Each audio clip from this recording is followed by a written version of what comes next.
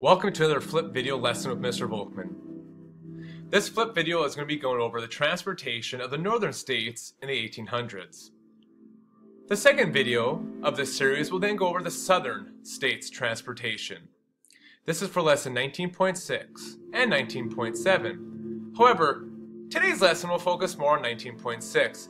And one thing I need you to think about as you're watching the video is what I've written down here on the bottom.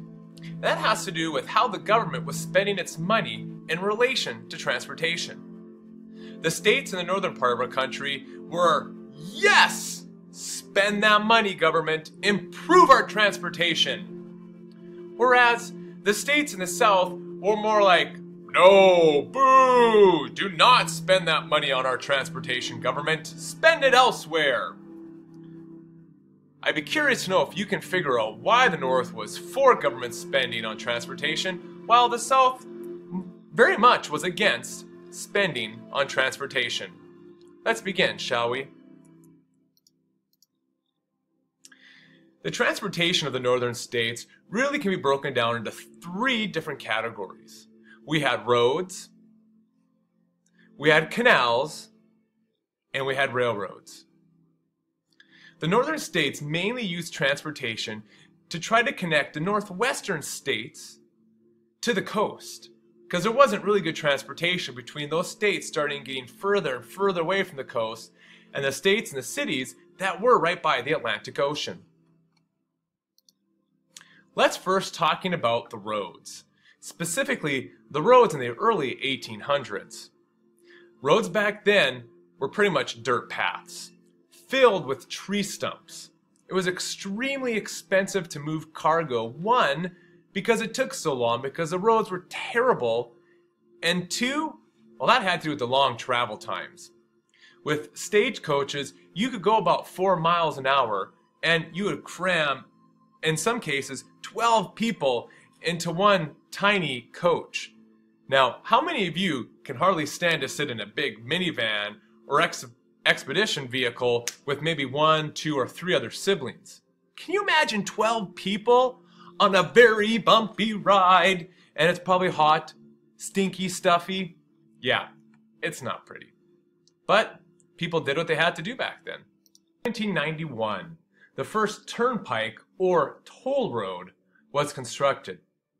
Now these turnpikes or toll roads were created to help pay for maintenance. Even though the roads were lousy, you still wanted someone to make sure they didn't get terribly lousy. In 1811, there were around 1,355 private companies invested in, get this, 1,500 miles of road. In 1838, Pennsylvania itself invested $37 million to build 2,200 miles of turnpikes. That's a lot of roads, and a lot of roads with tolls put on them, but again, at least they could pay for the maintenance that way. In 1800, Congress gave funds to build a national road. I know, very patriotic music for this. A national road! The road would go from Maryland to Illinois, and it would finally reach those western settlements, as we can see on this map here. It took from 1811 to 1834 to finish this national road. Some things that occurred because of the national road is that towns started popping up along the road. Well, I wonder why. Could it be that people were actually on the road and, hey, this looks like a nice place to pop up, or wait, if I build a restaurant here or a hotel, people can stay. Another benefit of this national road was that goods and crops were going to be taken from these states way over here and sent to the big cities on the East Coast. And in return, supplies would be taken from these big cities out to all the settlers out in the frontier land, past the Great Lakes. We talked about roads and how that was used to transport goods, but really, we didn't quite have the technology to use roads like we do nowadays. So let's talk a little bit now about another form of transportation, and that would be water travel. let's look about how it was about in the 1700s first off. Now, water travel was cheaper than land. Farmers would send goods down the Mississippi River or the Potomac River or the Hudson River to get from way up north to the Atlantic Ocean. However, this kind of travel could be very slow. For example, from Pittsburgh all the way up here to New Orleans, which was down here, it took 1 month. 1 whole month to go downstream with the current. Now, against the current, going from New Orleans all the way up to Pittsburgh, that took 4 months. That is a long time to travel if you're waiting for goods. Now, this was roughly 1,096 miles. But a change was about to occur. In 1807, a man named Robert Fulton used some technology that had been kicking around, and I say kicking around loosely, over in England. And he ended up showing the viability of steam power to put on a boat so a boat can travel faster, even if it's going upstream against the current. So Robert Fulton in 1807 went 150 miles upstream in 32 hours. Now, people called it Fulton's Folly because they thought there was no way this would catch on. However, because of Robert Fulton, steam power showed that traveling by water could be faster and cheaper in the long run. Now, let's take this idea of steamships and apply it to canals. And canals further revolutionized water travel. Canals are man-made, where you actually dig a trench, a really big trench, across land. In 1825, we did just that, and we created the Erie Canal, which started right here on this map, all the way to Lake Erie, which was one of the Great Lakes. Because of the Erie Canal, we were able to connect the Atlantic Ocean with the Great Lakes. And the Great Lakes, that's huge to connect with them because there's so many small towns and other miscellaneous settler farmers out there that they could then put their goods on the Great Lakes by boat and hook up to another boat on the Erie Canal and go all the way to everyone in all the big cities out on the East Coast.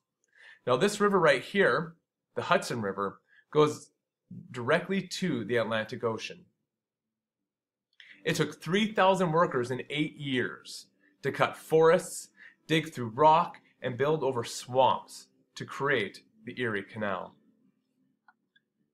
Before the canal, prices to ship different things cost $100 a ton, and it took 20 days to transport items, specifically from Buffalo to New York City.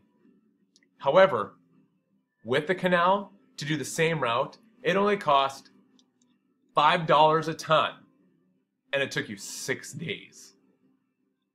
So just like how using roads and improving roads increased transportation and made it more effective and efficient and cheaper, canals with steamships did the exact same thing. In fact, in 1827, it was cheaper to ship wheat from New York to Georgia than it was to actually grow the wheat in Georgia. That's crazy if you ask me. I want you to take a look at this picture here. I'm going to make super big. I know I'm getting excited about a picture. Whoa! I know you think I'm crazy right now. This picture here shows the different products that will be able to be sent on ship via the Erie Canal. Here's the Erie Canal. Look at all the other items. Look at everything that could be done because of the Erie Canal. Now, we've talked about roads, steamships, canals. Time to get into the serious transportation up north, and that would be the trains. 1830, the first locomotive was used. 13 miles was its length. Sounds pretty good. However, these early trains suffered from some serious problems. The boilers, right here, they exploded. Sparks from the engines caused fires, whether it be in fields or on the passengers. That's not so good. However, it got a lot better. It got so good, in fact, by the later 1830s, 3,328 miles of track had been laid in the country. The average speed was 10 miles an hour. Now I remember hearing somewhere in this video that something went 4 miles an hour. Trains are much, much faster. In fact, it was faster than all other modes of transportation at the time. And unlike steamships or road travel, with trains, you could travel any season. In 1862, Congress pushed forth the Pacific Railway Act, which allowed the federal government to start constructing the Transcontinental Railroad. Now, if you remember in Washington State history, this had a huge impact on Washington State, which at the time was Oregon country. So here we have this Transcontinental Railroad, which is going to revolutionize the whole country. We won't talk about that too much in depth right now, but what I do want you to know is that they used what was called the Northern Route, as you can see right here. Now, the Northerners wanted to use a more northern route that went through mainly northern states, and the Southerners wanted to use a more southern route that went through the southern states. Congress wisely chose a path right through the middle. Now, building the Transcontinental Railroad meant a few things. First off, it meant jobs, because you needed people to build the tools to build the trains and the track. You then needed people to lay the tracks, which is what these Chinese immigrants were doing. You also needed people, as I said, to lay the tracks. You needed people to blow up the land, which is what these guys are doing. Transcontinental Railroad also meant that we now could link the Atlantic Ocean to the Pacific Ocean. Also, the Transcontinental Railroad decreased travel time because, again, you can travel all seasons and it goes faster. Next, with this new Transcontinental Railroad, you had new towns popping up because, well, for instance, the train does have to stop to refuel and let passengers off. They need somewhere to stay. How about those new towns? To sum it all up, the Northerners' views on the railroads was this. The railroad was used to first off develop new territories. As you can see on this map here, the railroad spread further west into all these territories that hadn't been fully settled yet. The railroad allowed people to get to these new territories and bring supplies much quicker. It also allowed trade to flourish a whole lot more because it connected cities and towns to one another, and it didn't take 1 to 4 months, in some cases, with steamships and the water routes and the roads. Next, because of this increased trade, there was a sense of economic prosperity where more people were getting more money. Well, thank you for watching this flip video. We covered a lot, as there was a lot to cover with the transportation in the North. Please go to Edmodo to check for the homework questions, and I'll see you in class.